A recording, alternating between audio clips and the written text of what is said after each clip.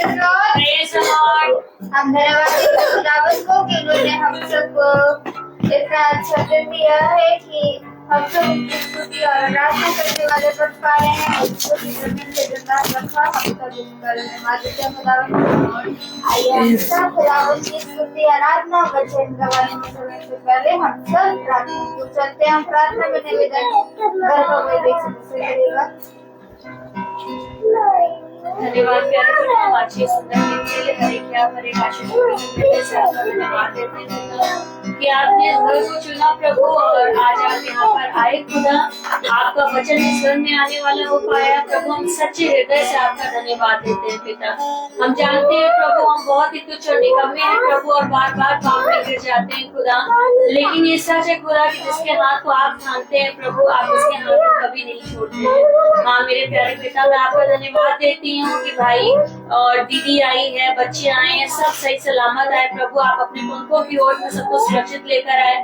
Mummy आ रही है प्रभु जी, उनको भी आप अच्छे से लेकर आएंगे प्यारे पिता। और कोई भी अगर भाई बहन आता है खुदा, उनकी मार्ग में रक्षा अगुवाई करिएगा ताकि वो भी अच्छे से पहुंचे यहाँ प्रभु। और जो भी हमारे भाई बहन यूट्यूब फेसबुक से सुनते हैं खुदा, उनके पाए प्रभु कि वो केवल वचन को सुनने वाले ना हो, परंतु उस पर चल के अपने जीवन को सफल बनाने वाले हो सके। प्यारे पिता, हम सच में हर एक आशीषों के लिए आपका धन्यवाद देते हैं और दुआ में बस यही मांगते हैं खुदा कि जो भी आज यहाँ प्रार्थना हो, जो भी हम प्रार्थना कर रहे हैं, जो भी वचन होगा प्रभु, जो गीत गाए जाएंगे, जो गवाहियां होंगी खुदा, हर एक प्रभु चीज आपको भाने वाली हो सके प्यारे पिता। होने पाए प्रभु जी क्या जो भी मन्ना आपने हमारे आज के दिन के लिए तैयार किया प्रभु, हम तेरी जो भेड़े हैं प्रभु उसे खाने वाले हो सके प्रभु, और आनंदित होने वाले हो सके प्यारे पिता। आपने बीते समय में हमारे परिवार की रक्षा हिफाजत करी, हमारे घर के एक सदस्य की रक्षा हिफाजत करी। अपनी प्रेम, अपनी शांति, अपनी दया से हम सबको भरा। अपने प्रेम में हमें आगे बढ़ने की हिम्मत दी प्रभु जी, और बहुत से गलत रास्तों से आपने हमको बचाया प्रभु, हमारा मार्गदर्शन किया। और होने पाया प्रभु जी कि आपने हमारे हर एक शत्रु विरोधी जो है प्रभु जी, आपने उनको भी खुदा दिखाया कि सच में आप जिंदा खुदा है प्यारे पिता। हर एक बात के लिए हम आपका धन्यवाद देते हैं। दुआ में ये मांगते हैं खुदा कि जो भी बच्चे अभी हाई स्कूल इंटर का एग्जाम दे रहे हैं प्रभु जी, विशेष रूप से सृष्टि, सोना, शहर, आपने इन बच्चों को अच्छे नंबरों से पास करा दिया प्रभु, ऐसा विश्वास करते हैं। और भी अन्य कक्षाओं के बच्चे जो एग्जाम शुरू होने वाले हैं, जो दे चुके हैं प्रभु, विशेष रूप से डैनियल को आपके हाथ पे सौंपते हैं। तो इस बच्चे को अच्छी बुद्धि समझ दीजिएगा ताकि इसका मन पढ़ाई लिखाई में लगे प्रभु, और ये अच्छे नंबरों से पास होने वाला हो सके। सोनल के लिए भी एक अच्छा रोजगार का अवसर आपने दिया है प्रभु, और आपने उसके लिए जगह चुनी है, आपने उसको वहाँ स्थान दे दिया, ऐसा मैं विश्वास करती हूँ। और बहुत धूमधाम से प्रभु जी इस बात की गवाही और धन्यवाद की भेंट हम अपने भवन में लेके आएंगे जो खुदा ने हमारे लिए तैयार किया है प्यारे पिता। सारी दुआ प्रार्थना को सिर्फ और सिर्फ अपना उद्धारकर्ता यीशु मसीह के नाम में मांगते हैं, दया से सुन के पूरा करें, आमीन। Praise the Lord. Praise Lord. Praise the Lord. आइए हम सब खुदावंद की स्तुति और आराधना को करते होंगे।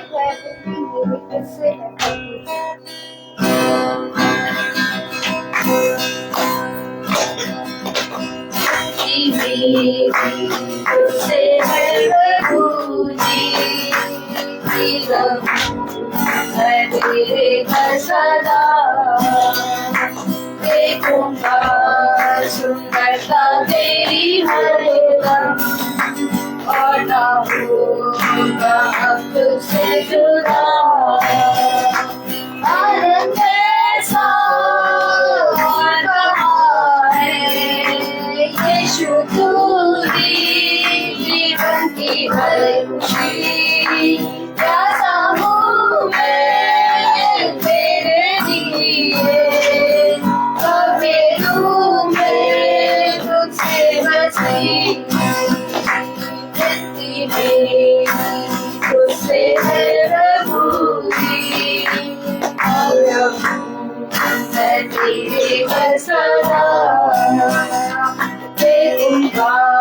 सुंदरता तेरी हरदम, और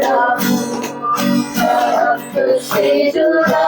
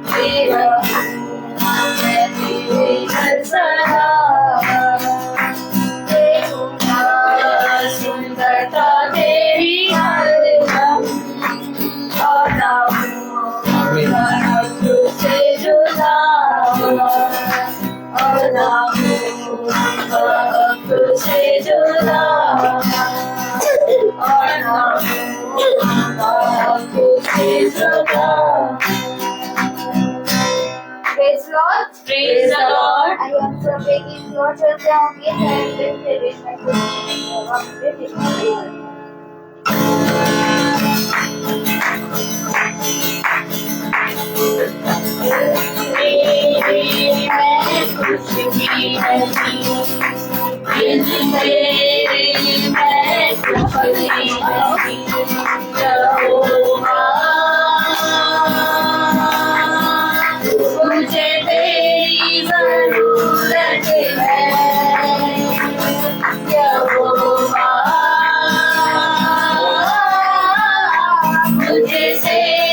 जरूरत है।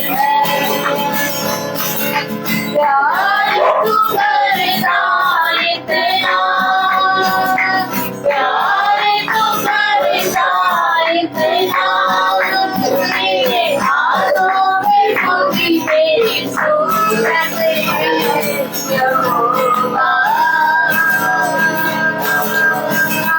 मुझे तेरी जरूरत है यहोवा, मुझे तेरी जरूरत है। ओ मेरे की रौनक और है मेरी कुव्वत, तू मेरे की रौनक और है मेरी कुव्वत, अजमत और जलाल के बादशाह तुझसे है मेरी जीनत, अजमत और जलाल के बादशाह तुझसे है मेरी जीनत। तेरे बिना ये जिंदगी मेरी, तेरे बिना ये जिंदगी मेरी, बेरौनक बेसूरत है यहोवा, तेरी जरूरत है यहोवा, मुझे तेरी जरूरत है, मुझे तेरी जरूरत है, मुझे तेरी जरूरत है, मुझे तेरी जरूरत है। Praise the Lord. समयों का, गवाहियों का, जिस भाई बहन के जीवन में कोई भी गवाही है तो वह गवाही दे सकता है।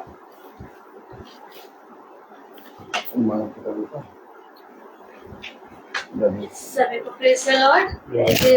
खुदा का धन्यवाद देती हूँ। सबसे बड़ी धन्यवाद यही है कि जब सचिन भैया के यहाँ मीटिंग थी तो मैं जब स्कूल जा रही थी तो मैं रास्ते में सोच रही थी कि इस महीना क्या मेरे घर में मीटिंग नहीं होगी, क्योंकि 28 का ही महीना था और मैं सोच रही थी कि भाई ने कहा था, लेकिन फिर मैंने खुदा से यही बोला कि खुदा तेरी योजना में अगर है तो मीटिंग इसी महीने होगी और ऐसा नहीं होगा कि वो नेक्स्ट मंथ में होगी। और यही प्रार्थना करते हुए हम जा रहे थे स्कूल, और जैसे ही हम स्कूल से छुट्टी में घर आए बस हम दरवाजे में अंदर घुसे थे, वैसे पिंकी दीदी का फोन आया कि दीदी कल आपके यहाँ मीटिंग कर दे। हमने कहा हाँ बिल्कुल कर दीजिए। तो मैं सच में खुदा का धन्यवाद देती हूँ कि पिता हमारी जरूरतों को जानता है, वो जानता है कि हमें किस चीज की जरूरत है और सच में वो अपने बलवान सामर्थ्य दायित्व हाथ से हमको थामता है। और धन्यवाद देती हूँ कि सच में जैसे कि हम पहले भी गवाही दे चुके हैं कि बीते समय में जो भी खुदा ने मेरे घर में अद्भुत कार्य किए हैं, मैं सच में खुदा का धन्यवाद देती हूँ। उसने मुझे वचन से समझाया, मेरे बेटे को वचन से समझाया, और सच में जैसे कि मैंने शुरू से ही कहा है कि मेरे को वचन में लाने के लिए खुदा के पास लाने में मेरी मम्मी का बहुत बड़ा हाथ है। कि सच में मैं बहुत नास्तिक थी और बहुत पाप में गिरी हुई थी, लेकिन मम्मी ने प्रार्थना कर करके उनकी प्रार्थनाओं का उत्तर खुदा ने आमीन में दिया, और ये हुआ कि मैं सच में दुआ में खिंचने वाली हो पाई, खुदा की नजदीकी में आने वाली हो पाई और वचन में आने वाली हो पाई। जब इस बार थोड़ा सा मन भटका तो इस बार मुझे फिर से खुदा की नजदीकी में लाने वाला मेरा बेटा है। और मैं सच में खुदा का धन्यवाद देती हूँ कि मैं सोचती हूँ कि सच में खुदा कैसे काम करता है। मतलब उस दिन इसका ये कहना कि मम्मी मूवी देखोगी, हमने कहा कौन सी, इसने कहा बाइबिल की है। उस दिन से हमारा हृदय परिवर्तन हुआ। फिर से जो हमने वो देखा और जो हम दोनों बैठ के देख रहे थे, काफी देर हम वो देखते रहे और सच में एक बड़ा अच्छा सा वो एक संगति लगती थी कि हम लोग वचन से बात करते थे और देखते थे, बाइबिल को देखते थे और बेटा भी पढ़ता था और पढ़ रहा है, वो भी देख रहा है। मैं हर एक बात के लिए खुदा का धन्यवाद देती हूँ। और बीते समय में दुष्ट ने अपना काम किया और जैसे कि हम लोग पहले भी गवाही दे चुके हैं कि मम्मी के और मेरे बीच थोड़ा सा अनबन हुआ, लेकिन सच में मैं खुदा का धन्यवाद देती हूँ कि हम लोगों के मन में कोई द्वेष भावना नहीं थी, कोई लड़ाई झगड़े की भावना नहीं थी। वो दुष्ट का काम था, लेकिन खुदा ने अपने बेटे को उस जगह पे भी हाजिर किया, क्योंकि उसने कहा है अपने वचन में कि धन्य है वे जो मेल कराते हैं, वो मेरे पुत्र और पुत्री कहलाएंगे। और सच में ये काम खुदा ने अपने बेटे के रूप में किया। भाई यहाँ भी आए, मम्मी के यहाँ भी गए और उन्होंने हमें फिर से मिलाया। मैं सच में खुदा का धन्यवाद देती हूँ कि हर एक आशीषों के लिए हम इस योग तो नहीं है कि हम अपने पिता को पिता भी कह सके और उससे मांग सके, उसकी ओर देख सके। हम बहुत पापी हैं और बहुत पाप में घिरे हुए हैं, लेकिन मुझे विश्वास है कि मेरा खुदा ही मुझे पापों से निकालने की सामर्थ्य रखता है। और सच में उसने मुझे निकाला है आज तक, मुझे गलत जगह पे जाने से बचाया है, गलत संगतियों से बचाया है और आगे भी वो करने की क्षमता रखता है। मैंने हर एक चीज अपने पिता के हाथ पे सौंपी है। खुदा जो तेरी इच्छा मेरे जीवन के लिए है वो मेरे जीवन में पूरी है और मैं इसी में बनी रहूं। बस मैं यही चाहती हूँ कि मेरे बच्चों पे भी खुदा ऐसे ही अपना आशीष भरा हाथ रखे। मैं इनको और कुछ तो नहीं दे सकती हूँ क्योंकि सब कुछ देने वाला खुदा है। बस मैंने यही कहती हूँ कि अपने खुदा की संगति में बने रहो, उसके वचन में बने रहो, तो तुम्हें हर एक चीज ऐसे ही मिलेगी और तुम जीवन को जान पाओगे कि जीवन क्या है। और बस ऐसे ही जैसे मेरे बेटे को खुदा ने चुना है, ऐसे ही आगे भी चुने और इसे अपनी नजदीकी में लाए और वचन से समझाए और वचन से बातें करे, ताकि जो भी इसकी परेशानी है, जो ये दूसरों से नहीं कह सकता है, खुदा के सामने रखे और खुदा इसको उसका उत्तर दे। तो मैं हर एक बात के लिए अपने पिता का धन्यवाद देती हूँ। और बीते समय में सोनल का इंटरव्यू था एक स्कूल में, वो इंटरव्यू देने गई थी और वहाँ पे भी सिस्टर लोग बहुत हैप्पी हैं उसको, उसके इंटरव्यू से। वो जा रही थी, बहुत डर रही थी, मैंने भी प्रार्थना करी, जाते जाते प्रार्थना करी। मैंने कहा तुम भी प्रार्थना करके ही अंदर जाना। और जो भी इंटरव्यू देने गई है, इंग्लिश मीडियम स्कूल था, ICSE बोर्ड सिस्टर लोगों का है, मिशनरी स्कूल है। और वहाँ पे अब उन्होंने तो सिस्टर लोगों ने बोला है कि बहुत बढ़िया इंटरव्यू था और बहुत अच्छा किया है मतलब, और मैं रखूंगी। बाकी मैंने खुदा के हाथ में सौंपा है कि एक बार वो कम से कम निकली, उसको फेस किया, उसका डर खत्म हुआ, उसको पता चला कि इंटरव्यू कैसे देने हैं। बाकी जहाँ उसने 3-4 स्कूलों में भी CV लगा रखी है और जो उसके लिए खुदा ने स्थान चुना है, आज चुना है, थोड़े समय बाद चुना है, जब भी चुना है, खुदा अपनी मर्जी से उसको दे। और इस बात के लिए हम खुदा की गवाही और धन्यवाद करने वाले हैं। Praise the Lord.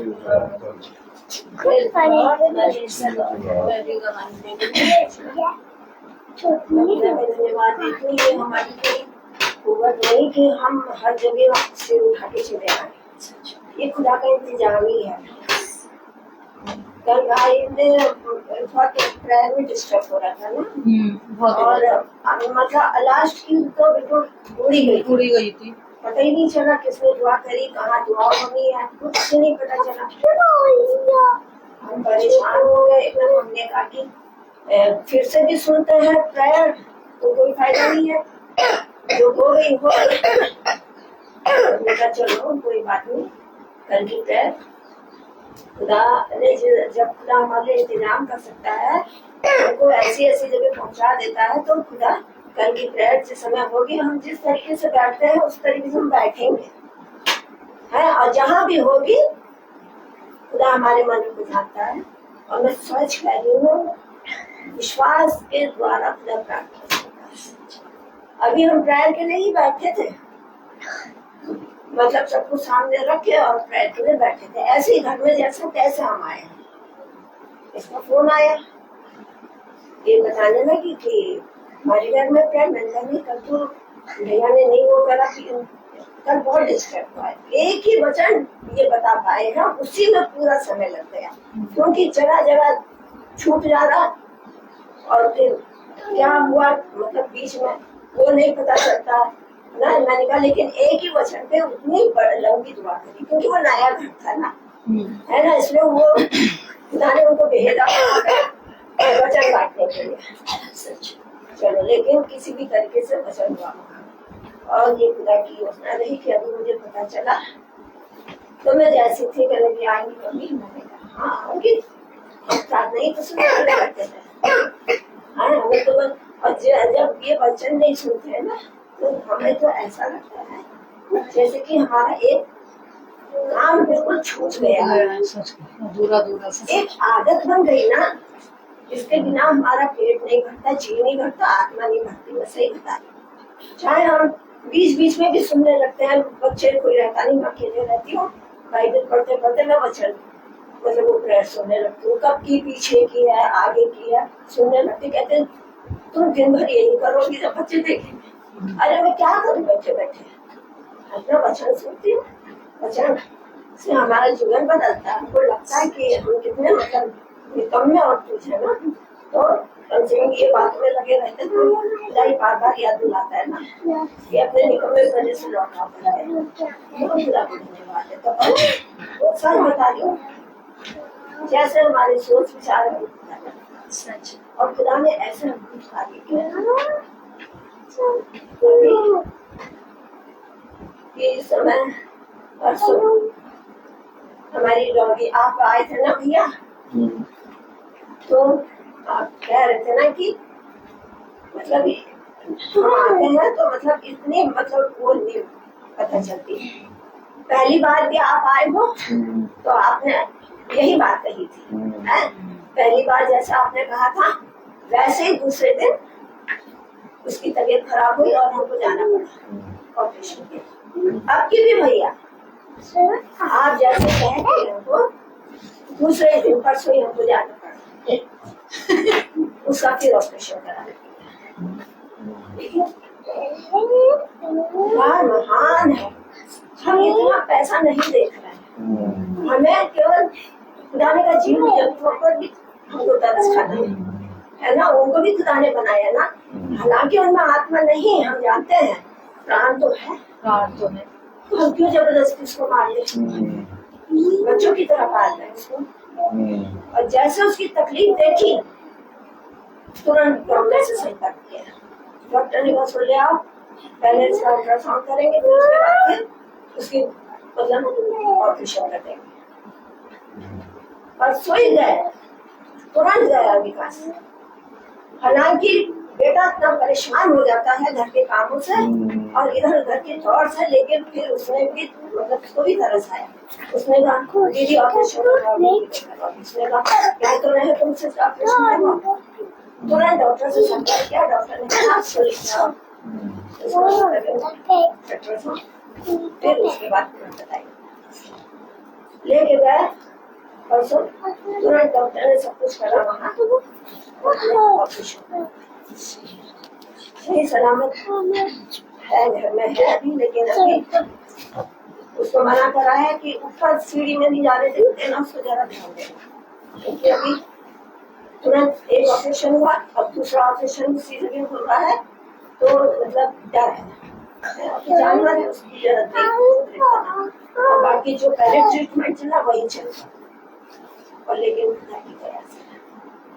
ठीक है भैया, खुदा को बहुत धन्यवाद देते हैं, ऐसे ऐसा काम खुदा हमारे जीवन में करता है भैया। वो जमीन के लिए भी हम खुदा को बहुत धन्यवाद देते हैं, ऐसा अद्भुत काम खुदा ने किया है। उसको छुड़ाया कल सुबह नींबू और ये विकास जो जमीन खरीद रहे हैं ठीक होगा, में रजिस्ट्री करवाने के लिए आप लोग ऐसा काम खुदा करा है, फाइनल हो गया पूरा एकदम, एक एक काम किया रजिस्ट्री हो गई। ऐसा अधिकार खुदा करेंगे क्यों?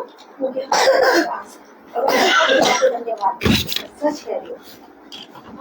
हम विश्वास ये भी कामों को देख के अपने जीवन में और बड़ा रखें और हम विश्वास में आगे बढ़ रहे और फिर खुदा ने हमारे को एक ऐसा बच्चों को इस तरीके से बताता है ना, हम हमेशा यही बात कि बहुत से वचन ऐसे हैं वचन तो पढ़ते हैं समझते हैं, लेकिन बहुत सी ऐसी बातें है ना जो मनुष्य की समझ और वो ये बात बहुत धन्यवाद देते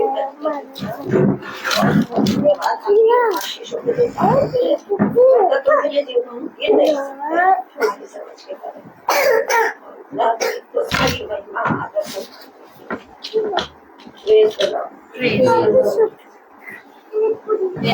मेरी भी गवाही है कि मेरे घर में भी सोलर लगे हैं।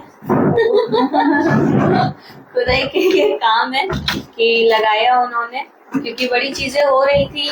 मेरे से हो रहा था कि मेरा मतलब वो लगेगा सब चीजें, फिर नहीं हो पा रहा था उससे, क्योंकि वो मेरे हस्बैंड से पहले ही उन्होंने अपने नाम से भरा हुआ था, तो नहीं हो रहा था। फिर ये हो रहा था कि वो खत्म हो चुके हैं, मतलब काफी चीजें हो रही थी। लेकिन मैंने खुदा के हाथ में सौंपा कि खुदा जो तेरी इच्छा है वो पूरी हो।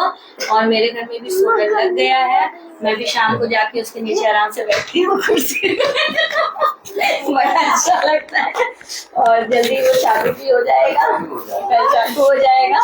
तो सच में पापा का बड़ा वो था कि सोलर लग जाए लग जाए लग जाए। बहुत पापा ने बहुत ज्यादा वो किया उसके पीछे। और कहते हैं ना कि जब घर में यही करने वाले थे, सारी चीजें यही देखते थे, लेकिन इनके ना रहने पर भी मैं भी स्कूल जाने वाली, शॉन भी स्कूल जाने वाला, और करने वाले पापा ये बार बार ऊपर नीचे तो उतर जा सकते नहीं है, क्योंकि उनका भी घुटने का आर्टिफिशियल घुटना ऑपरेशन हुआ है। तो लेकिन खुदा ने सारी चीजें अपने बलवंत सामर्थ्य दाहिने हाथ से पूरा कराया और हमें पता ही नहीं चला कि कैसे सोलर लग गया, कैसे क्या हुआ क्या नहीं हुआ। तो मैं हर एक बात के लिए खुदा का धन्यवाद देती हूँ। Praise the Lord. Praise the Lord. आइए हम सब खुदावन के वचन को चलते हैं जो खुदावन के दास हम लेकर आए हैं। Praise the Lord. बंद हाँ धीमे कर दो। Praise the Lord. हालेलुया। कितनी उत्तम बात की सारी बातें हाँ और आमीन में पूरी हो रही हैं, और सब बातें अपने अपने समय पर होती हैं और अपने अपने समय पर जाती चली जाती हैं। लेकिन तुम जो मेरे वचन में एकत्रित होते हो और जो मेरे वचन को सुनने के लिए कान लगाते हो, तुम प्रतिदिन मेरे वचन में एक हो लो। जो बातें तुम होते हुए देख रहे हो, जो बातें इस पृथ्वी पर घट रही हैं, वह होती रहेंगी, क्योंकि वह हो चुकी हैं और फिर हो रही हैं। इसलिए तुम मेरे वचन के अनुसार करने में चौकसी करो। देखो, जीवन के अंत समय तक मैं तुम्हारे साथ हूँ। अगर हम बहुत ध्यान से देखें तो हम पाते हैं कि हमारे जीवनों में पिता अद्भुत काम हर क्षण और हर दिन करता है। लेकिन हमारी आंखें कभी कभी धुंधला जाती हैं, कभी कभी पथरीली हो जाती हैं, और कभी कभी हमारी आंखें पूरी तरीके से अंधी हो जाती हैं। लेकिन इसके बावजूद पिता की दया जो हम पर होती है वो कम नहीं होती, वो हम पर निरंतर बनी रहती है, क्योंकि वो जानता है कि हम भला चाहे विश्वास में गिर जाएं या संदेह करें या अविश्वासी बने रहें, लेकिन वो हमारे प्रति विश्वास योग्य हमेशा बना रहता है, क्योंकि वो विश्वास योग्य खुदा है और उसने अपने वचन से हमें बहुत सी बातें सिखाई हैं। आज हम देख रहे हैं दुनियावी चीजों पर मन लगा रही है, मनुष्य की रीति और रिवाज को धर्मोपदेश करके वे मान रहे हैं। लेकिन पिता ने हमें अपने वचन को दिया है, कहा है हमसे कि जैसा वह करते हैं वैसा नहीं, बल्कि जैसा यहोवा की वाणी तुमसे कहती है वैसा करने में मन लगाओ, तब तू और तेरा घराना उद्धार पाएगा।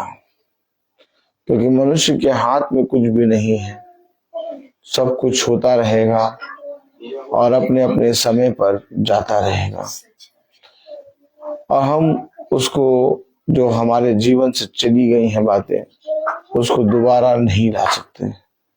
आज हम देखते हैं कि हम उन बातों को जब याद करते हैं, स्मरण करते हैं, तो हमें ऐसा लगता है कि अभी अभी तो ये बातें हो रही थी, लेकिन फिर हम देखते हैं कि वो बातें जो अभी अभी हम सोचते हो रही थी, वो पूरी रीति से वायु में खो गई हैं। अब हम देखते हैं, हम पकड़ने की कोशिश करते हैं, परंतु हमें ना दिखाई देती हैं और ना पकड़ में आती हैं। ऐसी ही बातें मैंने मनुष्यों के लिए रखी हैं, क्योंकि मनुष्य बहुत सी बातों पे मन लगाता है, इसलिए पिता ने भी उसके लिए बहुत सी बातें रखी हैं। परंतु जो मेरे वचन पे मन लगाता है वो अपने जीवन भर आनंद और हर्ष के दिनों को देखने पाएगा, और जो कुछ मैंने उसके लिए तैयार किया और रखा है उसका आनंद भोगने पाएगा। देखो, मनुष्य अपने जीवन के लिए अच्छी अच्छी चीजों को बना के तैयार तो करता है, परंतु उन चीजों का सुख नहीं प्राप्त कर पाता है। परंतु क्या ही धन्य है वो मनुष्य जो अपने जीवन के लिए आनंद की चीजों को रखता भी है और उनका आनंद भी प्राप्त करने पाता है। ये भी पिता की ओर से एक बहुत बड़ा वरदान है, जो बहुत अभिषिक्त और चुने गए हुए लोगों को मिलता है। हम क्या करें? क्या हम वचन ही पढ़ते रहें या हम वचन को सुनते ही रहें? हमने वचन को सुनना का शुरू किया तो हमें ऐसा लगा कि अब हमें वचन को पढ़ना भी चाहिए, और फिर हमने जब वचन को पढ़ना शुरू किया, सुनना शुरू किया, तो हमें ऐसा लगा कि हमें इसमें चलना भी चाहिए। लेकिन जब हमने पढ़ना और सुनना और चलना शुरू किया, तो वही दुनिया, वही लोग जो हमसे कहते थे कि प्रभु की बातों पे मन लगाया करो, प्रभु के वचन में चला करो, प्रभु के वचन के प्रति ईमानदार बनो, और कोई बात नहीं बेटा, खुदा हमारे साथ है, फिर वही लोग हमारे विरोध में हो गए, और हमने पाया कि हम अपने जीवन में फिर से अंधकार के बादलों में चले गए। देखो, पिता ने जो बातें तुम्हारे लिए रखी हैं, जो गढ़ी हैं, वो तुम्हारे ही भलाई के लिए हैं। इसलिए जो बातें मैं तुमसे कहता हूँ उस पे मन लगाओ, क्योंकि ऐसा ही करने से तेरा भला होगा और तू इस पृथ्वी पर प्रभावशाली होगा। तेरे आयु के दिन बढ़ेंगे और तू इस पृथ्वी पर आशीष का कारण बनेगा। क्या कहता है खुदा का वचन? आइए खुदावन के वचन को आदर और महिमा देने के लिए अपने स्थानों पे खड़े होंगे और हम निकालेंगे रोमियो 8।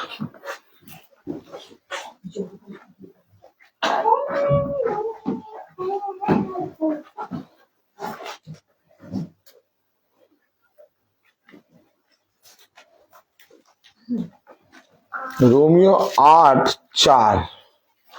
रोमियो 8:4 में खुदा ने अपने वचन में यूं फरमाया है, यदि हम बहुत ध्यान से सुने तो हम पाएंगे कि रोमियो 8:4 में, हालेलुया,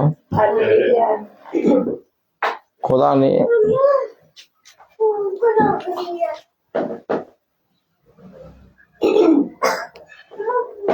यूं फरमाया है, इसलिए व्यवस्था की विधि हम में जो शरीर के अनुसार नहीं वरन आत्मा के अनुसार चलते हैं पूरी की जाए। आमीन। खुदावन का वचन जो कि पवित्र है, इस पवित्र वचन को खुदा हम निकम्मों को समझ ले और उस पर चलने की सामा प्रदान करे। आमीन। हम अपने स्थानों पर बैठ जाएं।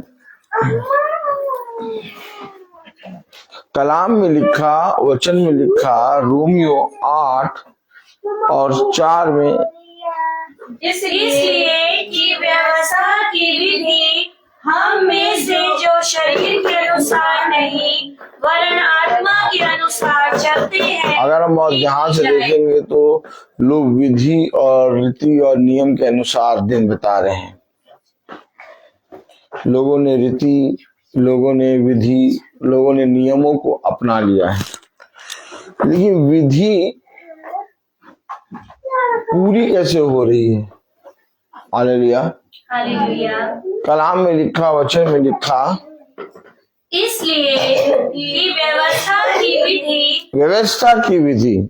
आज लोग कहते हैं हम वचन को उसके जैसा लिखा है उसके रीति और रिवाज के अनुसार अपने जीवन में कर रहे हैं, लेकिन व्यवस्था की विधि आपके रीति और रिवाज के अनुसार पूरी नहीं होती, बल्कि व्यवस्था की विधि जो आत्मा के अनुसार चल रहे हैं।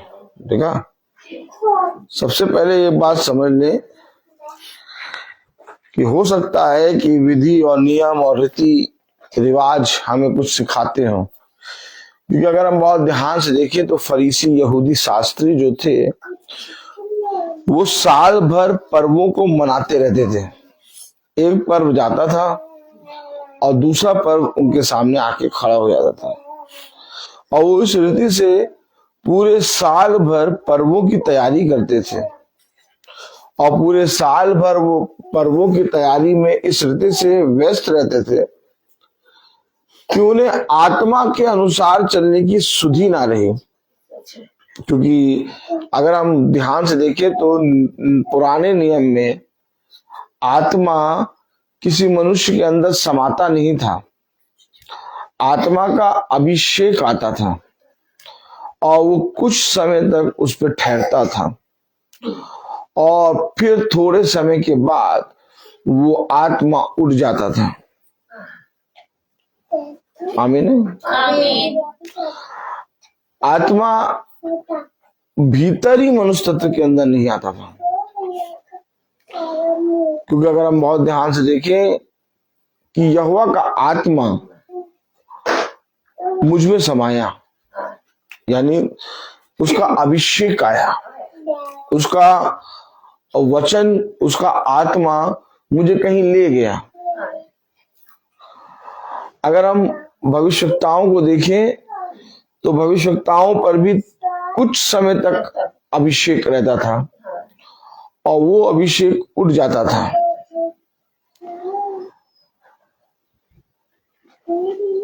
हमेशा एक बात का ध्यान रखें, पहले जो व्यवस्था की बातें थी उन्हें लोग भय के साथ और बहुत ही अपने खुदा को क्रोध करने वाला और उसाते हैं भस्म करने वाला खुदा मानकर आराधना करते थे। लोग परम पवित्र स्थान में नहीं जाते थे, महायाजक याजक इतनी जल्दी नहीं बनते थे। आज अगर आप देखें तो एक चाहते हैं जगह पर 10-10 पास्टर खड़े हैं। थोड़ा सा वचन क्या बोलना आया, गिटार बजाना, क्या वचन बोलना भी नहीं आया, गिटार बजाना आ गया, तो 2 गाने वो गाते थे, तो उन्होंने उनको एक छोटा पास्टर बना दिया। तो वो वचन को लेके जाने भी लगे। लेकिन पहले के समय में ऐसा नहीं होता था। पहले के समय में याजक को अपने जीवन में एक बहुत कठिन परिश्रम करना पड़ता था, और परम पवित्र स्थान में जाने के लिए याजकों को अपने आप को पवित्र रखना पड़ता था। उनके वस्त्र का घेराव बहुत होता था, और उन्हें अपने जीवन भर हर समय वचन की विधि और नियम और रीति के अनुसार लगे रहना पड़ता था। हम पढ़ते हैं फरीसी यहूदी शास्त्री लेकिन ये फरीसी यहूदी शास्त्री जो हैं, ये अगर हम बहुत ध्यान से देखें तो बहुत कठिन कठिन सेवा में थे। ये अगर बाजार में जाते थे तो नहा के जाते थे, बाजार से आते थे तो नहाते थे, ये अपने वस्त्रों को चमकाते थे और दिन भर ये प्रार्थना में और जाप में लगे रहते थे। आप अगर बहुत ध्यान से देखिए तो आपको अभी भी कुछ ऐसे लोग दिखेंगे जो अपने मुंह में कुछ ना कुछ मंत्र या तो कुछ ना कुछ जाप करते रहते हैं। और ये जो फरीसी यहूदी शास्त्री थे, ये दिन भर एक जाप करते रहते थे और दिन भर व्यवस्था की बातों को बोलते रहते थे और पढ़ते रहते थे और व्यवस्था की बातों को सिखाते रहते थे, धर्मोपदेश करके। लेकिन बाइबल बता रही है रोमियो 8:4 में, इसलिए कि व्यवस्था की विधि हम में जो शरीर के अनुसार नहीं, यानी अगर आप शरीर के अनुसार हैं तो आप कभी भी व्यवस्था की विधि पूरी नहीं कर पाएंगे। हो सकता है, आप वचन में लिखा है कि हो सकता है तू 99 बातों को मानने वाला हो, लेकिन व्यवस्था के अनुसार कोई मनुष्य धर्मी नहीं ठहर सकता। क्यों? क्योंकि व्यवस्था की एक बात भी अगर छूट गई तो उसके कारण तू सारी बातों में दोषी ठहर चुका। तो व्यवस्था इस तरह से थी, लेकिन एक आया जिसने व्यवस्था को हमारे लिए एक मार्ग करके दिखाया। पहले व्यवस्था के पास जाना या उसको पूरा करना किसी मनुष्य के बस में नहीं था। तब वचन में लिखा है मनुष्य से तो ये नहीं हो सकता, परंतु खुदा की आत्मा के द्वारा संभव है। अर्थात खुदा ने ये देख लिया कि मनुष्य उसकी विधि और उसकी व्यवस्था, उसके नियम के अनुसार चलने के लिए पूरी रीति से तैयार नहीं है। तब एक उद्धारकर्ता आया और उसने एक मार्ग तैयार किया। ये जो मार्ग बना ना, ये मार्ग उसी व्यवस्था को पूरा करने के लिए बना है। तब कलाम में लिखा है कि वो यीशु मसीह इस पृथ्वी पर व्यवस्था की बातों को झुठलाने कर नहीं, दोष लगाने नहीं, बल्कि व्यवस्था की बातों को पूरा करने आए। अर्थात उसने एक मार्ग तैयार किया। अब एक ऐसा मार्ग तैयार किया जिसके द्वारा आसानी से, ताली बजाएं, उसने एक मार्ग तैयार किया, अर्थात एक ऐसा मार्ग तैयार किया जिसके द्वारा बहुत आसानी से मनुष्य खुदा के समीप चला जाए।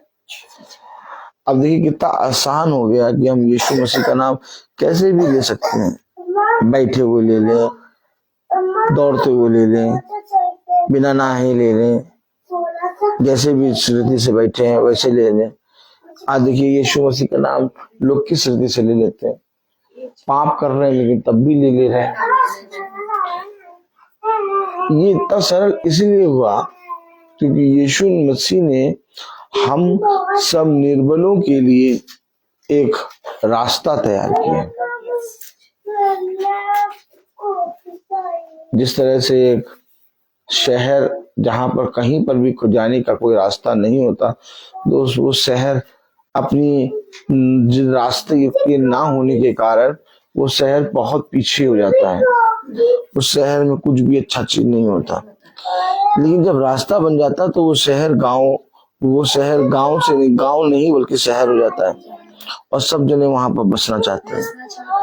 ठीक इसी तरीके से यीशु मसीह ने एक रास्ता तैयार किया, और जब यीशु मसीह ने एक रास्ता तैयार किया तो उसने कहा आई एम द लाइट, उसने कहा आई एम द वे, आमीन, मार्ग, सत्य और जीवन मैं ही हूं।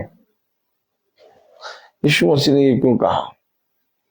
हम सोचते हैं कि हमें कैंडलों को जलाने या अगरबत्तियों को जलाने या उपवास को रखने या अपने जीवन में प्रार्थना को करने या वो शायद बहुत सी धर्म की चीजों को करने के कारण हम यीशु मसीह के निकट आएंगे। लेकिन यीशु मसीह कह रहा है नहीं, तुम व्यवस्था की एक भी बात पूरी नहीं कर सकते नहीं कर सकते, सही जब तक तुम आत्मा के अनुसार ना ना चलो। चलो। अब आत्मा थोड़ी देर के लिए अभिषेक नहीं देता, अब आत्मा ठहरता है। क्या? आत्मा ठहरता है। आत्मा ठहर जाता है, अर्थात आत्मा आपके भीतर वास करता है। अब जब आत्मा आपके भीतर वास करता है तो ये अवश्य है कि अब आत्मा जब आपके अंदर आया तो वो आत्मिक चीजों में भागेगा। सच है। अवश्य कि नहीं? जैसे कि अगर एक ड्रिंकर को कहा जाए तो वो सारे पीने वाली जगहों पर भागेगा। अगर एक स्मोकिंग करने वाले को कहा जाए तो वो जहां स्मोक हो रहा होगा वहां रहेगा। अगर एक तेज आवाज करके गाना सुनने वाले को कहा जाए तो वो तेज आवाज सुनने वाली आत्मा में जाएगा। आपने देखा होगा कभी कभी कि लोगों के बीच में चलते उठते बैठते कुछ लोग ऐसे होते हैं जो अपने कानों में बहुत तेज म्यूजिक सुनते हैं। कभी देखा आपने? और हल्का सा उनको देखिए जो अपने कानों में लगा के खूब तेज म्यूजिक सुनते हैं, वो लोगों की भीड़ में है, लेकिन वो हरकतें कैसे कर रहे हैं?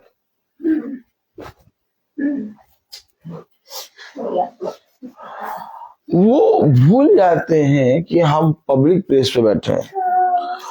उनके हाथ पांव चलते रहेंगे। ये कर रहे हैं वो। अब वो क्यों कर रहे हैं? वो इस समय सेंसलेस है। क्या है? सेंसलेस है। आप कहेंगे ये क्या कह रहे हो? आपके बीच में बैठे हैं, आप उसकी देह पूरी अट्टी कट्टी बैठी है, लेकिन वो इस समय एक धुन में है। अब उसको आपकी बातें अच्छी नहीं लगेंगी, उसको आपका साथ अच्छा नहीं लगेगा। जब आप उसको साथ देंगे, आप उससे बातें करेंगे, वो भागेगा। मुझे क्यों? वो भागेगा इसलिए कहेगा मुझको अकेला छोड़ दो, मुझे उसी तेज आवाज में जाने दो। क्या? मुझे उसी तेज आवाज में जाने दो। यीशु मसीह ने कहा जो कोई मेरे वचन को नहीं पढ़ पाता वो अपने घर से बाहर निकले और संसार और प्राकृतिक चीजों पे मन लगाए, तो वो मेरे वचन को पढ़ लेगा और जान जाएगा। जो बातें आपके आसपास होते घट रही हैं उससे आप आत्माओं की परख कर लेंगे, कौन किस आत्मा में है। और हर एक जना एक आत्मा में खोया हुआ है, लेकिन कलाम बता रहा, वचन बता रहा रोमियो 8:4 में, इसलिए कि व्यवस्था की विधि हम में जो शरीर के अनुसार नहीं, शरीर के अनुसार नहीं, यानी शरीर को एक आत्मा है जो चलाता है, लेकिन एक आत्मा है जो शरीर को चलाता नहीं है, जो उसको अपने वश में करके उसको अपने पिता के पास ले जाता है। लोग शरीर के लिए सब कुछ छोड़ने मारने के लिए तैयार है, लेकिन एक आत्मा ऐसा है जो शरीर को चलाना जानता है। लोग शरीर के आत्मा के अनुसार, शारीरिक आत्मा के अनुसार चलते हैं, यानी शरीर की अभिलाषाओं के अनुसार, लेकिन एक आत्मा केवल ऐसा है जो शरीर को चलाना जानता है। यीशु मसीह ने कहा तुम मुझे क्या भेंट दोगे या तुम मेरे लिए क्या भेंट लाओगे? सब कुछ तो मेरा। सच में।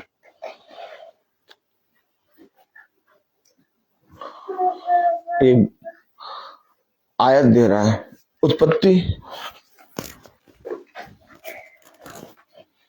अब ये समझना होगा कि व्यवस्था की विधि हमें जो शरीर के अनुसार नहीं, ये शरीर के अनुसार नहीं, व्यवस्था की विधि हमें जो शरीर के अनुसार नहीं वरन आत्मा के अनुसार चलते हैं। आइए देखिए उत्पत्ति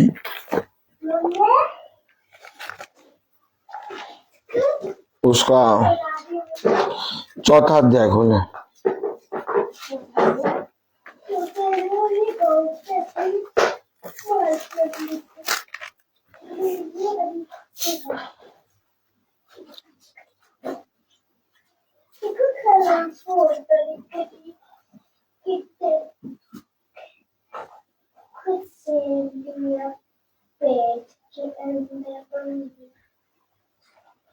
देखिए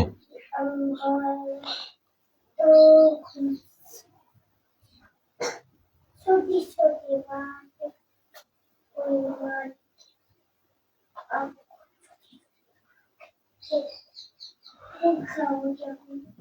कलाम में लिखा है उत्पत्ति 4:2। फिर उसने उसके भाई हाबिल को भी जन्म दिया। हाबिल भेड़ बकरियों का चरवाहा बन गया, परंतु कैन भूमि की खेती करने वाला किसान बना। अब आपके सामने दो जने हैं, एक हाबिल और एक कीन। अभी आपने रोमियो 8:4 में पढ़ा, शरीर के अनुसार नहीं वरन आत्मा के अनुसार। अब फिर से पढ़िएगा रोमियो 8:4। इसलिए कि व्यवस्था की विधि हम में जो शरीर के अनुसार नहीं वरन आत्मा के अनुसार। यानी एक है जो शरीर के अनुसार चलते हैं और एक है जो शरीर के अनुसार नहीं वरन आत्मा के अनुसार। अब ये दो हैं, कितने हैं? दो। उसने साफ कह दिया जो शरीर के अनुसार नहीं, तो यानी कि कुछ हैं जो शरीर के अनुसार चलते हैं। उसने कहा जो शरीर के अनुसार नहीं वरन आत्मा के अनुसार। अब एक आया कीन, एक आया हाबिल।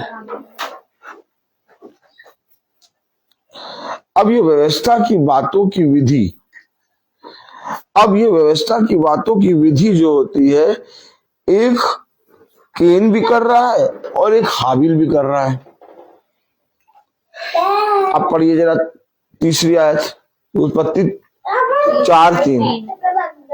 कुछ दिनों के पश्चात केन यहोवा के पास भूमि की उपज में से कुछ भेंट लाया। शरीर के अनुसार नहीं वरन आत्मा के अनुसार। अब ये शरीर के अनुसार भेंट ले आया, लाया खुदा की वेदी के पास आया और भेंट भी लाया, लेकिन आया किसके अनुसार? शरीर के अनुसार। देखा, कुछ दिनों के पश्चात केन यहोवा के पास भूमि की उपज में से कुछ भेंट ले आया। यहोवा ने कहा लाओ, नहीं। तो ये क्यों यहोवा के पास भेंट ले आया? शरीर के अनुसार लाया ना।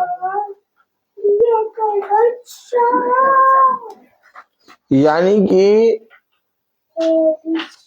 ये अवश्य है कि जो शरीर के अनुसार चलते हैं, जो आत्मा के अनुसार चलते हैं, ये दोनों भेंट लाते हैं। दोनों लाते हैं। बात को समझे, वचन को समझे, ये दोनों भेंट लाए।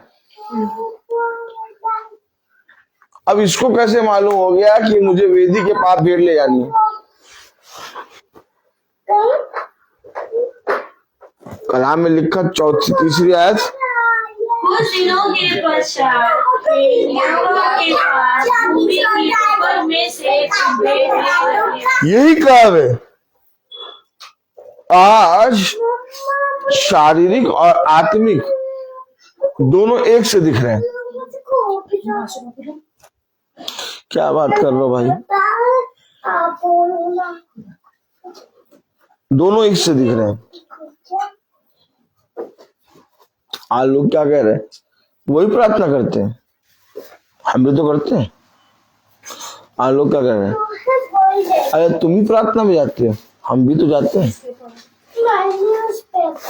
अरे हम भी तो खुदा के वचन को जानते हैं, हम भी तो खुदा के वचन को मानते हैं। आज क्या हो रहा है? आज शारीरिक और आत्मिक दोनों को मिला दिया गया, सच में। और आज कोई मनुष्य आत्मिक व्यक्ति को पहचानना ही नहीं चाहता। हर एक मनुष्य आत्मिक व्यक्ति की तुलना शारीरिक व्यक्ति से कर रहा है, और बढ़ चढ़ के कर रहा है। और बल्कि सबसे ज्यादा अति तो तब हो गई कि आत्मिक व्यक्ति को वे उसाते हैं, अधर्मी बता रहे हैं, और शारीरिक व्यक्ति को वो धर्मी मान रहे हैं। जो व्यक्ति आत्मा के अनुसार चल रहा है और जो व्यक्ति व्यवस्था की विधि को आत्मा के अनुसार कर रहा है, जो व्यक्ति आत्मा के अनुसार खुदा के वचन में चल रहा है, उसकी लोग ठड्डा उड़ा रहे हैं। और जो भेड़ के रूप में धर के भेड़िया चल रहा है, उसको लोग धर्मी कह रहे हैं। ये देखिए आप क्या हो रहा है। जो आत्मा के अनुसार वचन से हमेशा चल रहा है, उसको बहुत कठिनाई से मतलब वो परिश्रम करना पड़ रहा है। लेकिन जो वचन को मान ही नहीं रहे, जो अपने घरों में रह के अपने खत्तों को भर रहे हैं और त्रेप तला हुआ पदार्थ खा के अपने आप को मोटा ताजा बकरा बना रहे हैं, जो एकदम पूरी तरीके से संसार में की चीजों में लुप्त है, आज उनको लोग बहुत पसंद कर रहे हैं। उनके पास जा रहे हैं, उनसे बातें कर रहे हैं, उनको कह रहे हैं भैया आप बहुत बढ़िया पास्टर, आप बहुत बढ़िया याजक, आप बहुत बढ़िया फादर है। जो कभी भी वचन में परिश्रम नहीं कर रहे, जो कभी भी वचन के अनुसार नहीं चल रहे, जो आपको वचन की कोई बात नहीं बता रहे, उनको लोग बता रहे कि आप बहुत बढ़िया। और जो वचन को प्रतिदिन बता रहे, जो वचन को आप बताने के लिए प्रतिदिन परिश्रम कर रहे हैं, उनको कह रहे ये तो भैया पता नहीं क्या बताते। आप कितना वचन जानना चाहते हैं? आप कितना वचन को अपने जीवन में ग्रहण करना चाहते हैं? पौलुस ने कहा मैं अभी तक जन्म ही नहीं लिया, मैं प्रेरितों में सबसे छोटा। इतना जानने के बाद वचन, इतना ज्ञाता होने के बाद, इतना वचन का समझ रखने के बाद वो कह रहा अभी तक मैंने जन्म ही नहीं लिया। कह रहा मैं सबसे छोटा, मैं तो अभी जन्मा भी नहीं हूं पूरी तरीके से। तो हम सोचिए कितना वचन को जानना चाहते हैं। जितना भी जान लोगे कुछ नहीं है, बहुत कम है। पूरा जिंदगी लगा दोगे तो भी वचन नहीं समझ पाओगे, और बहुत कम है। तो पौलुस ने कहा कि मैं तो अभी जन्म ही नहीं लिया हूं, मैं तो अभी प्रेरितों में सबसे छोटा हूं, मैं तो प्रेरित कराने के योग्य भी नहीं हूं। और कितना ज्ञान है पौलुस के पास, कितनी समझ है। कैफा से कह रहा कि मैंने तुझे बहुत सी बातों, मैंने तुझे एक बात में उसाते हैं दोषी ठहराया। अब बताइए कैफा कौन है? पतरस है। अब ऐसा व्यक्ति जिसने इतनी पत्रियां लिख दी हो पिता की आत्मा में, आप पढ़ना शुरू करिए पौलुस का नाम कहाँ से शुरू होता है, कहाँ तक चलता है। पतरस की पुस्तक, पतरस की पत्री तो 4 पन्ने 6 पन्ने में खत्म। लेकिन पौलुस ने कितनी पत्रियां लिखी। लेकिन इसका मतलब ये नहीं कि पतरस बहुत कम काम करे, पतरस भी अपनी जगह है, सब अपनी जगह है। मैं किसी को छोटा और बड़ा नहीं कह रहा, लेकिन हमें समझना पड़ेगा कि जिसने बहुत कुछ भी प्राप्त कर लिया वो भी कह रहा कि मैं तो अभी प्रेरित कराने के योग्य नहीं। तो वचन हमें कौन समझाएगा? वचन को हम कैसे जानेंगे? तब जानेंगे जब हम वचन को पढ़ेंगे और सीखेंगे और उस पर करेंगे। जैसे आज्ञा वो दे रहा है वचन, उसके अनुसार जब हम चलेंगे तभी तो हम जान पाएंगे। God bless you sister. देखिए मेनली क्या है कि हमें परख होनी चाहिए। उसने कहा हर एक आत्मा की प्रचिति, बल्कि आत्माओं को परखो। अब परख कैसी होनी चाहिए? हर आदमी पीतल को सोना बनाने लगता है। जैसे ही किसी आदमी ने चमकने की कोई धातु पाई, वो उसको सोना समझ बैठता है और पूरी तरीके से सोना समझ बैठता है। लेकिन एक होता है जो उसको देख के बताता है ये सोना नहीं, ये तो पीतल है। और जैसे ही वो बोलता पीतल है, वैसे वो उसको फेंकने की सोचता है। सोचिए परख कितनी जरूरी है। आज सोने का कैरेक्टर, आज सोने का स्वभाव, आज यीशु मसीह का स्वभाव हर एक आदमी अपने जीवन में दिखाने के लिए पहना हुआ है। हम यीशु मसीह के बच्चे हैं, हम यीशु मसीह के दास, हम यीशु मसीह की दासी, हम यीशु मसीह के बच्चे हैं। लेकिन जब आप परखने वाले के पास जाते हैं, अर्थात पिता ने कहा स्वर्ग से आग गिरेगी, लकड़ी का लट्ठा होगा तो जल जाएगा, घास होगी तो जल जाएगी, फूस होगी तो फूस हो जाएगी, परंतु यदि सोना होगा तो वो चमकेगा। तो एक आग है जिसके द्वारा हम परखते हैं। हाबिल से पहले केन ने भेंट लाने की सोची। क्या लिखा कलाम में पढ़िए, उत्पत्ति 4:3। कुछ दिनों के पश्चात केन यहोवा के पास भूमि की उपज में से कुछ भेंट ले आया। केन यहोवा के पास भूमि की उपज में से कुछ भेंट ले आया। लेकिन एक बात यहोवा ने कही, 5वीं आयत पढ़े। परंतु केन और उसकी भेंट को उसने ग्रहण ना किया। नहीं ग्रहण किया। वो व्यवस्था की बातों को मान रहा था और भेंट भी ला रहा था, लेकिन खुदा ने उसकी भेंट को ग्रहण नहीं किया। क्या उसने परिश्रम नहीं किया?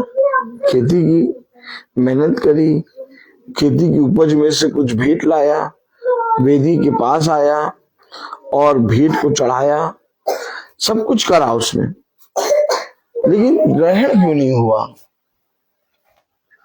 देखा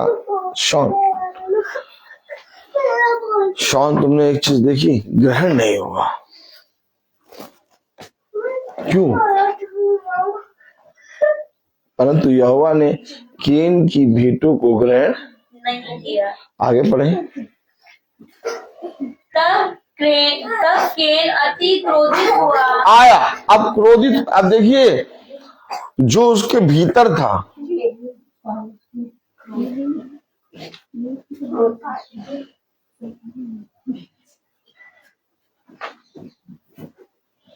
जो शरीर के अनुसार नहीं बल्कि आत्मा के अनुसार चलते हैं, वो व्यवस्था की विधि को पूरा करते हैं।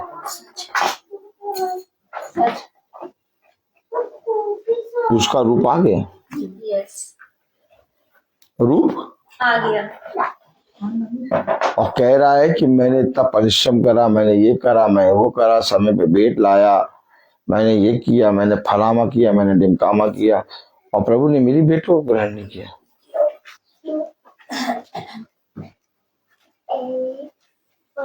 अब आ गया क्रोध आ गया, वो जो भीतर छिपा हुआ था।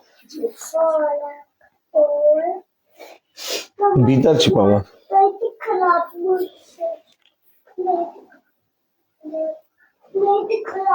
देखिए एक बात समझिए, यीशु मसीह एक दिन का, एक घंटे का, एक हफ्ते का, एक महीने का, साल भर का, 40 दिन का, 30 दिन का, 9 दिन का खुदा नहीं है।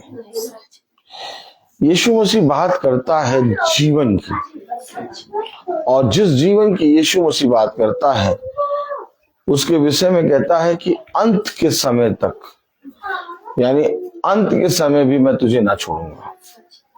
मतलब उसने साफ बता दिया कि मैं तुझे कभी नहीं छोड़ूंगा। प्रभु कब तक ना छोड़ोगे? कभी नहीं, कभी नहीं छोड़। आप सोचिए, आप सोचिए, जो खुदा आपसे ये वाचा बांध रहा कि मैं तुझसे कभी नहीं छोड़ूंगा, और उसे हम कितने दिनों में छोड़ देते हैं, कितने घंटों में छोड़ देते, कितने हफ्तों में छोड़ देते, कितने दिनों में छोड़ देते। सच में भैया, उम्र भर के बाद तो छोड़ दो, 10 दिन हमारा पारा 100 आउट ऑफ 100। ताली बजाओ। 10 दिन कितना? शॉन कितना? 10 दिन 100 आउट ऑफ 100। और 11वें दिन 100 आउट ऑफ 10। क्या? 11वें दिन 100 out of 10। 100 out of 10। Out of 10, 100 out of 10। अरे अभी तो 10 दिन तक तो 100 था। क्या? 100 था। अभी 10 कैसे आ गया?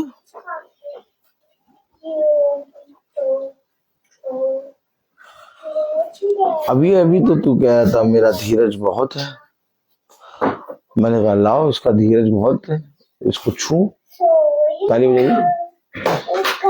मैंने क्या कहा?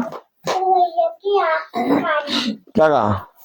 इसका धीरज बहुत है, लाओ मैं इसको छू। और जैसे मैंने इसको छुआ,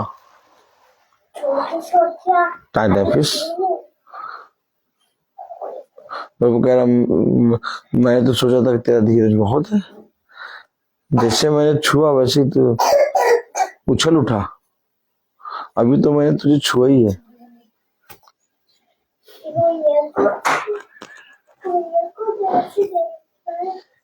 कहना क्या चाहते हो आप?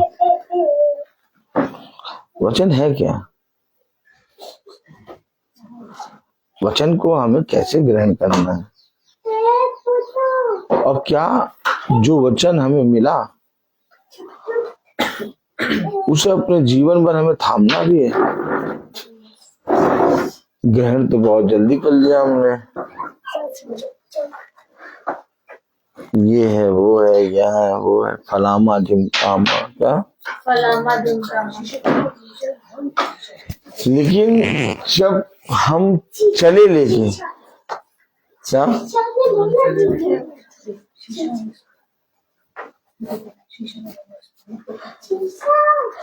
जलेबी मछली, क्या ऐसे करो, ऐसे करो, ऐसे थड़कने लगा। क्या? तुम्हें वचन बोलना नहीं आता। हाबिल की आकेन की भेंट ग्रहण क्यों नहीं हुई?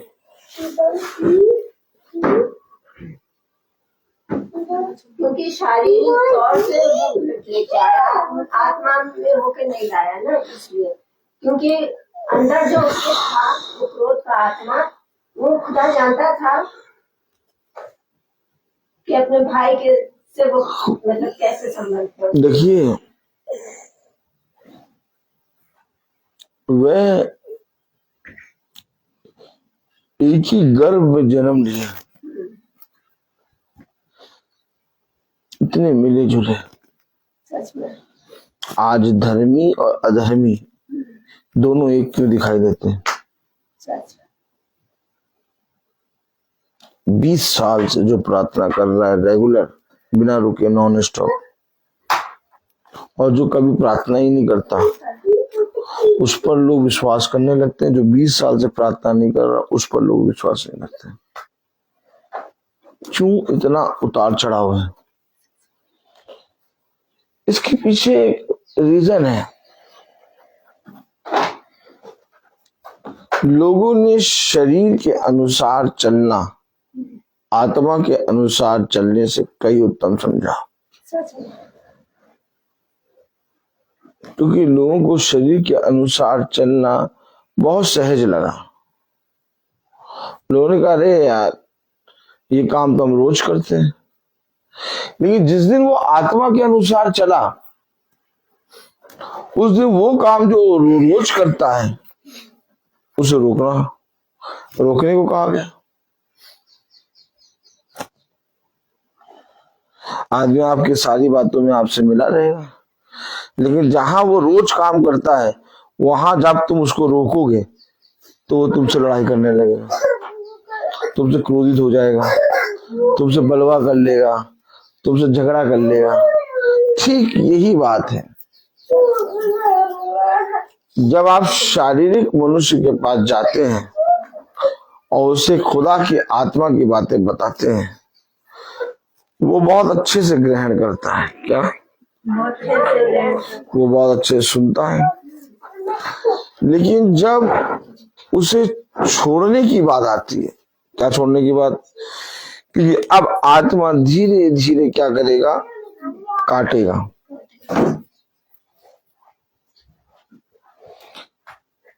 अब जब काटना शुरू हुआ,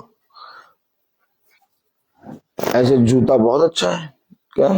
जूता बहुत अच्छा है, लेकिन जैसे ही पहना, काट रहा, तुरंत उस जूते को उतार के फेंकते हैं आप। वचन जब काटना शुरू करता है, तब दर्द, आई मम्मी, आई अब्बा, क्या? आई मम्मी, आई अब्बा। और जब कटाई चटाई शुरू हुई तो पता चला एक आरी चली। क्या चली? एक तलवार चली। अब जो तलवार चला रहा है उसको मालूम है सही से कि कहां पर चलाना चाहिए। बात सही है भाई? तलवार चलाने वाला, उसको आप थोड़ी ना बताएंगे कहाँ चलाना चाहिए कहाँ नहीं, उसको बहुत अच्छे से मालूम, योद्धा है वो। अब जो तलवार चलाना उसे शुरू करा तो हमने बोलना शुरू करा, तुम गलत तरीके से तलवार चला रहे, तुम्हें यहाँ नहीं यहाँ रख के चलाना था। अब हम क्या करने लगे? जगह बताने लगे। ताली बजाओ। अच्छा, रबिका जी बहुत ध्यान से सुन रही है। हाँ रबिका जी, हम क्या करने लगे? जगह बताने, जगह बदलने लगे। अरे पूछेंगे।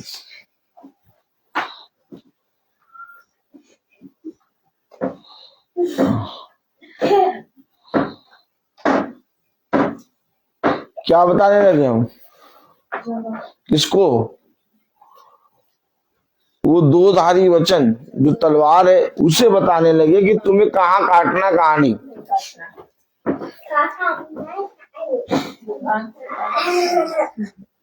यहीं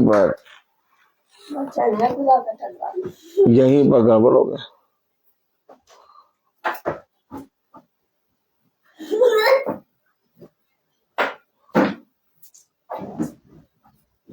हम चाह रहे हैं कि वचन को और जाने। क्या? हम चाह रहे हैं कि वचन को और जाने। हम चाह रहे हैं कि हम आत्मा में और बढ़े। लेकिन आत्मा में बढ़ना, वचन को जानना, इसके लिए आपको अपने जीवन का इनकार करना है। जब तक आप इनकार नहीं करेंगे, आप अपनी थोड़ी सी भी समझ लगाएंगे, बुद्धि लगाएंगे और हल्का सा तलवार को कहेंगे यहाँ ना चलो, आज यहाँ दर्द हो रहा है, यहाँ चल जाओ,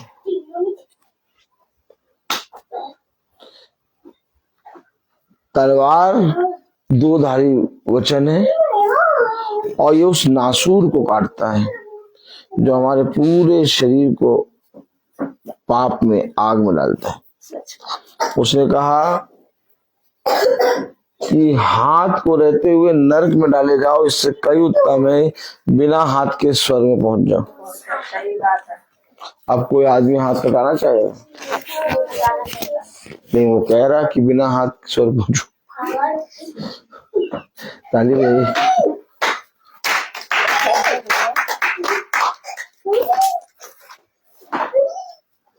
बिना हाथ कह रहा स्वर्ग में पहुंचना कई उत्तम है। तो बिना हाथ स्वर्ग में पहुंचना बहुत उत्तम है। तो ये हाथ किसने काटे? दो धारी तलवार। क्या हो रहा है वचन में? हम अपने जीवन में कर क्या रहे हैं? क्या कर रहे हैं? क्या कर रहे हैं? जीवन में कर क्या रहे? कोई आए और आपसे पूछे कि आप अपने जीवन में कर क्या रहे? कभी कुछ, कभी कुछ, कभी कुछ, कभी कुछ, कभी कुछ, कभी कुछ, कभी कुछ, कभी कुछ, क्या?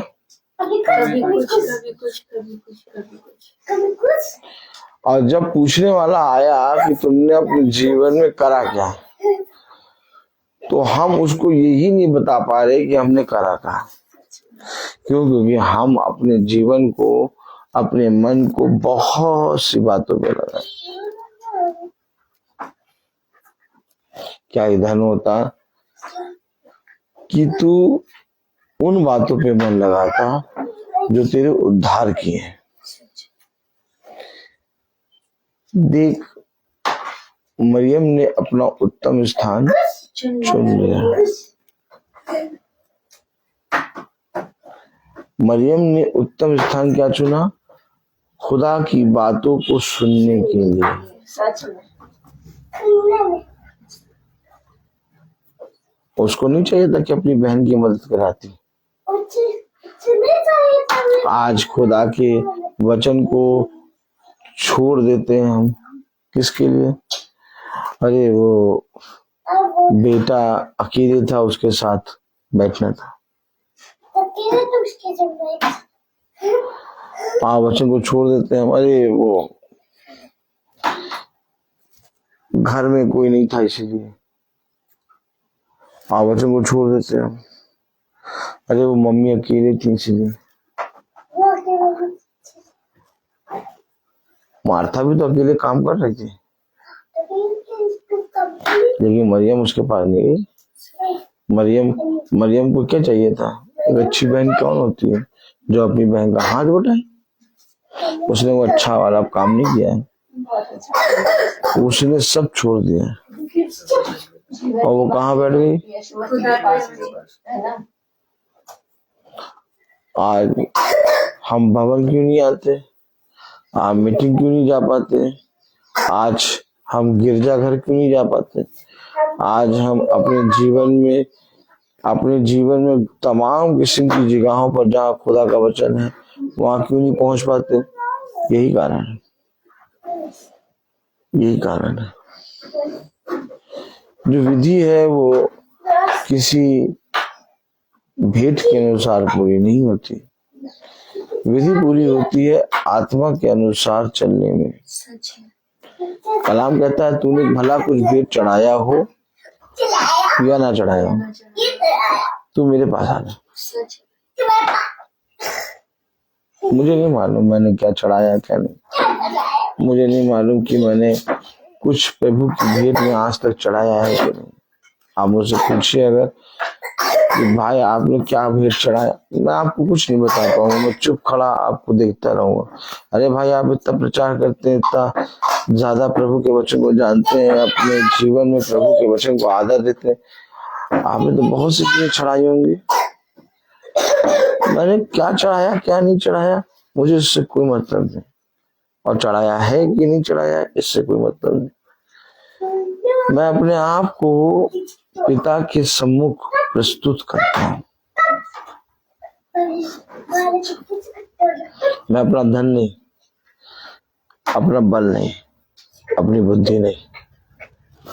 ए भाई, आप अपना धन बल बुद्धि खुदा की वेदी पे क्यों नहीं चढ़ाते? ये सब टल जाएंगी। धन होता हुआ तो चला जाएगा, बल होगा तो आज है और कल घट जाएगा, बुद्धि आज है तो कल पूरी रीति से जाती रहेगी। अपने खुदा को वो चढ़ाओ जो उसके समीप सदा बना रहे,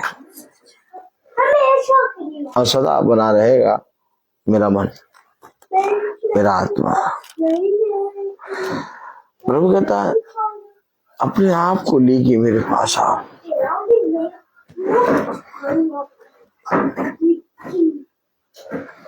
मनुष्य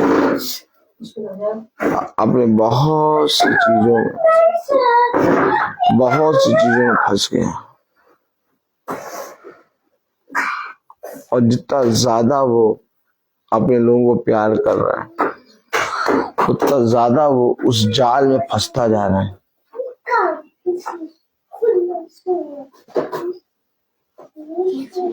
ये एक जाल है जहां पर पिता का मुंह, माँ का मुंह, पुत्र का मुंह, पुत्री का मुंह, संसार का मुंह, संसार में की वस्तुओं का मुंह, धन का मुंह, बुद्धि का मुंह, तमाम किस्म का मुंह तुम्हें पिता के पास जाने शुरू किया। फंस गया, फंस गया। वो खुदा के समीप क्यों नहीं आ पाया?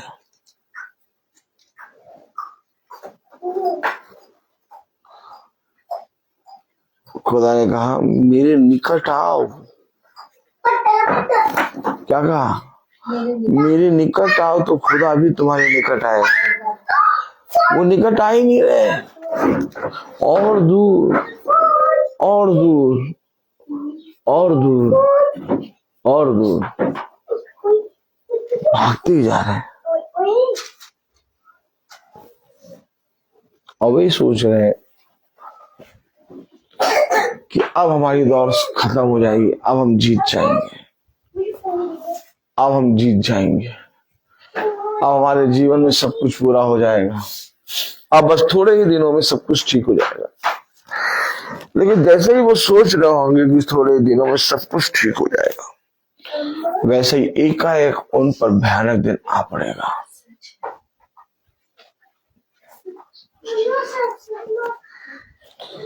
फिर मैं कहूँ कि क्या जो बातें मैं तुमसे बता रहा हूं, क्या वो बातें वचन में नहीं है?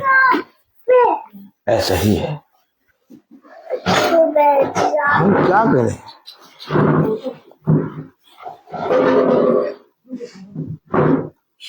हम क्या करें?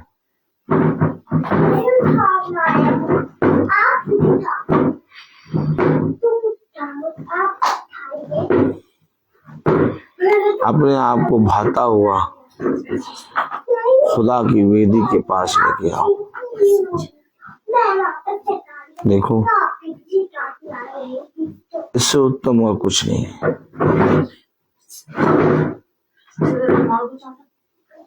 उत्पत्ति 4:4 में लिखा, और हाबिल भी अपनी भेड़ बकरियों के कई एक पहलौठे बच्चे भेड़ चराने ले आया और उनकी चर्बी भेड़ चराई। तब यहोवा ने हाबिल और उसकी भेड़ को ग्रहण किया। आगे, केन और उसकी भेड़ को उसने ग्रहण न किया। तब केन अधिक क्रोधित हुआ और उसके मुंह पर उदासी छा गई। तब यहोवा ने केन से कहा, अब देखिए, कहा क्या कहा? तू क्यों क्रोधित हुआ और तेरे मुंह पर उदासी क्यों छा गई है? यदि तू भला करे तो क्या तेरी भेंट ग्रहण न की गई? भला कर। तू क्रोधित क्यों हुआ? तेरा मुंह उदास क्यों है? तू भला कर तो तेरी भेंट ग्रहण की जाएगी। भला कर। भला क्या? यहोवा के निकट आनंद की भरपूरी। भैया मन तो बहुत करता है, हाँ, मन क्या मन यदि तू भला करे।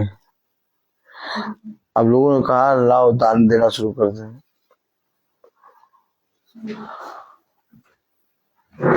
दान देने वाले, दया करने वाले बहुत है, परंतु खुदा के समीप आने वाले कम है।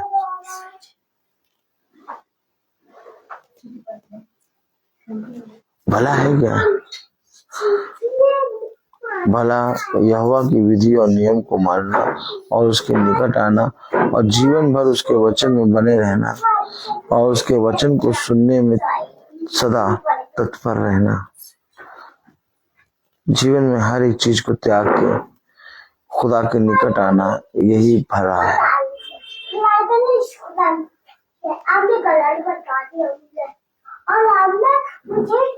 मनुष्य फंस गया है बहुत से कामों में,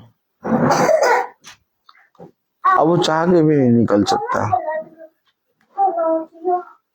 क्योंकि उसने अपने लिए स्वयं वो जाल तैयार किया है। वो निकलना चाहता है, वो उस जाल से अपने आप को छुड़ाना चाहता है, लेकिन जितना छुड़ाना चाहता, जितना निकलना चाहता, उतना ज्यादा वो उसमें फंसता जा रहा है।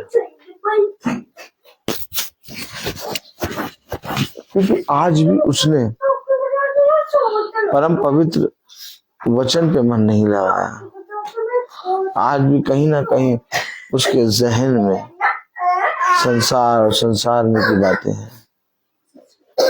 बस यही कारण है। देखो मेरी विधि, मेरे नियम, मैंने ऐसा नहीं कहा कि ना पूरा करो। मेरी विधि और मेरे नियम तब पूरे होंगे जब तुम आत्मा के अनुसार चलोगे, और यदि तुम आत्मा के अनुसार चलोगे तो आत्मा के द्वारा खींचोगे, और यदि आत्मा के द्वारा खींचोगे तो आत्मिक जगह में जाके बैठोगे, और यदि आत्मिक जगह में जाके बैठोगे तो आत्मा के द्वारा फलवंत होगे, और यदि आत्मा के द्वारा फलवंत होगे तो आत्मा के द्वारा फल को प्राप्त करोगे और कट निकालोगे। मैं बोलता हर चीज का। आइए हम प्रार्थना में चलेंगे, और मेरा निवेदन है बहन सुच्ची से कि वो प्रार्थना या अगुवाई करें। आइए हम प्रार्थना में चलें। धन्यवाद प्यारे पिता, सच में खुदा बाप हम धन्यवाद देते हैं आज के सुंदर दिन के लिए, सुंदर वचन के लिए प्रभु, और आत्मिक मन्ने के लिए खुदा जो आपने हमें दिया प्रभु। होने पाए प्रभु कि इस मन्ने को हम ग्रहण करें, और सच में जो आज बातें हमने सीखी आपके वचन के द्वारा प्रभु, उसको करने में हम चौकसी करने वाले हो सके। प्यारे पिता, हम ये जानने वाले हो सके कि भलाई और अच्छी चीजें प्रभु जी, और हमारा जीवन और सत्य जीवन प्रभु केवल आपका वचन है मेरे पिता, और सच में उसको छोड़ के और हमारा जीवन कुछ है नहीं मेरे पिता। और समय भी अब और तब में है खुदा, जैसा कि हम देखते हैं कि तीसरा विश्व युद्ध भी शुरू हो ही गया है प्रभु जी, और दुनिया खत्म होने पे है मेरे पिता। अभी भी हो जाए प्रभु कि हम अपने गुनाहों से तौबा करें, और जो संसारिक जीवन की ओर हम लालसा लगाते हैं खुदा, उसको त्याग दे प्रभु, और तेरे वचन की ओर फिरने वाले हो सके प्यारे पिता। होने पाए प्रभु कि हम तेरे डेवरी में पाए जाने वाले हो सके प्यारे पिता, और सच में खुदा हम अपने जीवन को खुदा बाप आत्मिक जीवन के लिए तैयार करने वाले हो सके प्यारे पिता। हम धन्यवाद देते हैं खुदा कि आपने मेरे घर को आज सुना प्रभु, अपने उत्तम वचन को यहाँ पे प्रकट किया प्रभु जी, और हम जानते हैं खुदा कि हमारे जीवन में काम करेगा प्रभु, और 100 गुना आशीष का फल लाएगा मेरे पिता। प्यारे पिता, हम धन्यवाद देते हैं कि भाई मम्मी जितने भी लोग यहाँ भाई बहन आए हैं खुदा, आप उन्हें अपनी आत्मा में अच्छे से लेके आए प्रभु, और बीते समय में आपने इनके घर परिवार की रक्षा हिफाजत करी प्रभु, हर एक घटी से इनको बचाया है मेरे पिता, हर एक काम को पूरा कराया प्रभु, जैसा कि आज हमने गवाहियों में सुना, इसके लिए भी हम आपका धन्यवाद देते हैं प्यारे पिता। सच में खुदा, जब मम्मी भाई सब अपने घर को जाते हैं खुदा, तब भी इनकी मार्ग में रक्षा अगुवाई करिएगा, और जैसा ही अपने घर को छोड़ के आए वैसे ही अपने घर को पाए और आपका धन्यवाद कर सके प्रभु। किसी भी भली वस्तु की कमी घटी प्रभु हमारे छोटे झुंड के हर एक परिवार पे ना होने वाली हो पाए। हर परिवार प्रभु तेरी आत्मा में उत्तम उत्तम दानों से तृप्त होने वाला हो सके प्यारे पिता। और जिन भाई बहनों के जीवन में जो भी घटी है खुदा उसे आप जानते हैं प्रभु, उसे आप अपने बलवान सामर्थ्य दाहिने हाथ से दूर करें मेरे पिता। और हर एक आत्मा को अपने वचन में खींचे प्रभु। भाई के लिए और भी दरवाजे खुले ताकि तेरी भटकी हुई भेड़ें बचाई जाने वाली हो सके, होने पाए प्रभु जी। इस सच में हमारे पिता जो भी आज यहाँ वचन बोया गया प्रभु जी, जो भी गीत गाए गए प्रभु, जो धन्यवाद हुआ प्रभु जी, सब आपको भाने वाला हो सके। हमारे बच्चों की प्रभु, हमारे छोटे झुंड के हर एक बच्चों को खुदा अपनी अकल बुद्धि समझ से प्रभु और अपने बुराई के रास्ते से बचा मेरे पिता, और अपने नेकी के रास्ते पर अपने वचन पे चला मेरे पिता। हाँ प्रभु, सारी चीजों को खुदा आप जानते हैं प्रभु जी। हमारे जीवनों में जो भी कमी घटी है खुदा उसे अपने नाम से दूर कर मेरे पिता।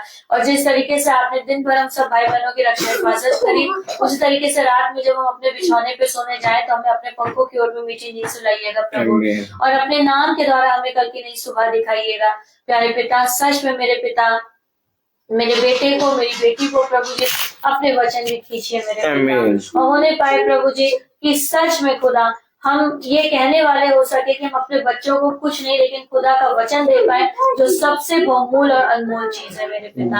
हाँ प्रभु, शौन के एग्जाम होते हैं खुदा, उस बच्चे पर अपना आशीर्वाद हाथ रख, वो समझे कि किस तरीके से खुदा वो पढ़ाई लिखाई कर रहा है प्रभु जी। ये पढ़ाई लिखाई इसके आगे जीवन के लिए बहुत उत्तम है प्रभु। उसको बुद्धि दे मेरे पिता, ताकि वो पढ़ाई लिखाई में मन लगाए प्रभु, और अच्छे नंबरों से पास हुए, ताकि जो भी उसके शत्रु विरोधी हैं प्रभु जी, जो उस पर दोष लगाते हैं, उंगली उठाते हैं खुदा, उनका सर झुकने वाला हो सके प्रभु, और वो गर्व से कह सके प्रभु जी कि मुझे मेरे पिता ने पूछ नहीं बल्कि सिर ठहराया है प्रभु, और इस बात की भी वो गवाही और धन्यवाद करने वाला हो सके। खोल प्रभु उसके कदमों को, खोल प्रभु, ताकि वो तेरी देवी तेरे भवन में आने वाला हो सके पिता, और तेरे वचन में आने वाला हो पाए प्यारे पिता। उसकी आत्मा से अपने वचन के द्वारा बात कर प्रभु, और सब मेरे बच्चों को प्रभु जी, हमारे छोटे झुंड के बच्चों को प्रभु अपने वचन में खींच मेरे पिता। सारी दुआ प्रार्थना को प्रभु सिर्फ और सिर्फ अपने उद्धार करते यीशु के नाम में मांगते हैं, जैसे सुन के दया से सुनिए और पूरा करिए, आमीन। हे हमारे पिता जो स्वर्ग में है, तेरा नाम जाए, तेरी इच्छा जैसे स्वर्ग में है वैसे इस पृथ्वी पर भी पूरी हो। हमारे प्रतिदिन का आहार हमें दे, और हमारे अपराध हमें क्षमा कर जैसे हम अपने अपराधों को क्षमा करते हैं, और हमें परीक्षा में न डाल परंतु बुराई से बचा, क्योंकि बादशाह, कुदरत, महिमा, जलाल सदा आपकी है, आमीन। अब हमारे खुदावन यीशु मसीह का फजल, खुदा बाप की मोहब्बत, पाक की रिफाकत और शराकत हम में से हर एक विश्वासी जन के साथ अब से लेकर अनंत काल तक होती रहे, आमीन। धन्यवाद धन्यवाद धन्यवाद, सारी आशीषों के श्रोते धन्यवाद धन्यवाद धन्यवाद धन्यवाद, सारी आशीषों के श्रोते धन्यवाद, सारी आदि ऊपर से हालेलुया, धन्यवाद धन्यवाद धन्यवाद, सारी आशीषों के श्रोते धन्यवाद।